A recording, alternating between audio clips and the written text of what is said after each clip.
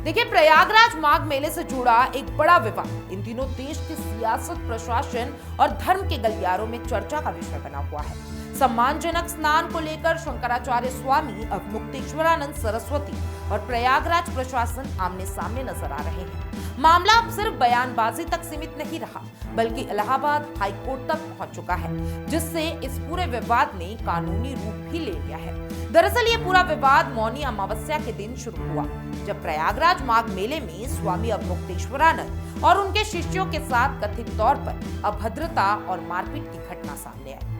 आरोप है कि स्नान के दौरान बटुकों के साथ पुलिसकर्मियों ने बदसलूकी की, जिससे संत समाज में नाराजगी फैल गई। इस घटना के बाद स्वामी अवमुक्तेश्वरानंद प्रयागराज छोड़कर वाराणसी लौट गए और तभी से ये विवाद लगातार गहराता चला गया।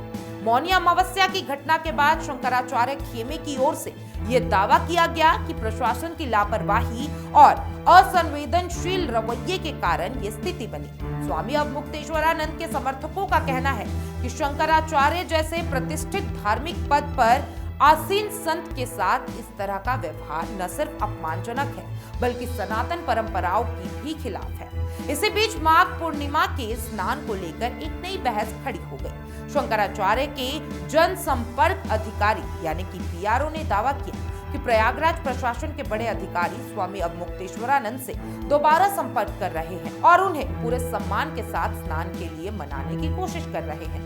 इस दावे के सामने आते ही प्रशासनिक गलियारों में हलचल तेज हो गई। हालांकि प्रशासन की ओर से इस दावे को सिरे से खारिज कर दिया गया है। प्रयागराज के वरिष्ठ प्रशासनिक अधिकारियों ने साफ शब्दों में कहा कि माघ पूर्णिमा पर स्वामी अवमुक्तेश्वरानंद को दोबारा स्नान कराने को लेकर उनकी ओर से कोई संपर्क नहीं किया गया है और न ही किसी तरह की मनुहार की जा रही है।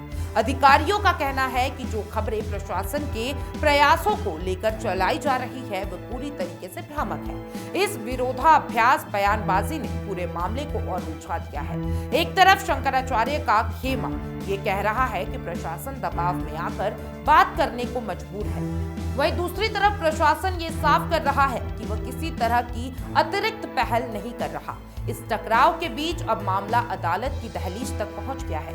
18 जनवरी को बटुकों के साथ हुई मारपीट के मामले में इलाहाबाद कोर्ट में एक लेटर पिटीशन दाखिल की गई। इस याचिका में आरोप लगाया गया कि मौनी अमावस्या के दिन पुलिस ने न सिर्फ बटुकों के साथ मारपीट की, बल्कि पूरे घटनाक्रम को दबाने की कोशिश भी की गई है। याचिका में मांग की गई है कि दोषी पुलिसकर्मियों पर एफआईआर दर्ज की जाए, संबंधित अधिकारियों को निलंबित किया जाए और पूरे मामले की निष्पक्ष जांच सीबीआई से कराई जाए। इस याचिका के दाखिल होते ही प्रयागराज प्रशासन की मुश्किलें बढ़ गई है। माघ मेले के बीच हाईकोर्ट में मामला पहुंचने से प्रशासनिक तंत्र पर दबाव साफ तौर पर महसूस किया जा रहा है। संत समाज और धार्मिक संगठनों की निगाहें भी अब अदालत की कार्रवाई पर टिकी हुई है। स्वामी अवमुक्तेश्वरानंद के पीआरओ का कहना है कि स्वामी जी इस पूरे मामले को लेकर व्यक्तिगत अपमान के रूप में नहीं देख रहे हैं, बल्कि इसे सनातन परंपरा और शंकराचार्य पद की मर्यादा से जोड़कर देख रहे हैं। उनका कहना है कि अगर इस तरह की घटनाओं पर चुप्पी साध ली गई तो भविष्य में किसी भी शंकराचार्य के साथ ऐसा व्यवहार दोहराया जा सकता है। इसी वजह से स्वामी अवमुक्तेश्वरानंद ने प्रशासन के सामने कुछ सख्त शर्तें रखी। पहली शर्त यह है कि मौनी अमावस्या के दिन हुई अभद्रता के लिए जिम्मेदार अधिकारी लिखित रूप से माफी मांगे। दूसरी शर्त यह है कि मारपीट में शामिल पुलिसकर्मियों पर कड़ी कार्रवाई की जाए। तीसरी और सबसे अहम मांग यह है कि चारों शंकराचार्य के स्नान के लिए एक स्थायी एसओपी यानी कि मानक संचालन प्रक्रिया तय की जाए, ताकि भविष्य में इस तरह के विवाद दोबारा ना दोहराए जाए। शंकराचार्य खेमे का कहना है कि जब तक ये शर्तें पूरी नहीं होती तब तक स्वामी अवमुक्तेश्वरानंद प्रयागराज लौटकर स्नान नहीं करेंगे। उनका ये भी कहना है कि ये सिर्फ एक संत का मामला नहीं है, बल्कि पूरे सनातन समाज की गरिमा से जुड़ा हुआ सवाल है। वहीं प्रशासनिक अधिकारियों का रुख इस पूरे मामले में बेहद सख्त नजर आया। अधिकारियों का कहना है कि प्रशासन नियमों और सुरक्षा व्यवस्था के तहत काम करता है और किसी भी भविष्य मार्ग या फिर व्यक्ति के लिए नियमों से हटकर व्यवस्था करना संभव नहीं है। अधिकारियों ने यह भी दोहराया है कि माघ पूर्णिमा पर दोबारा सम्मानजनक स्नान को लेकर प्रशासन की ओर से कोई प्रयास नहीं किया जा रहा।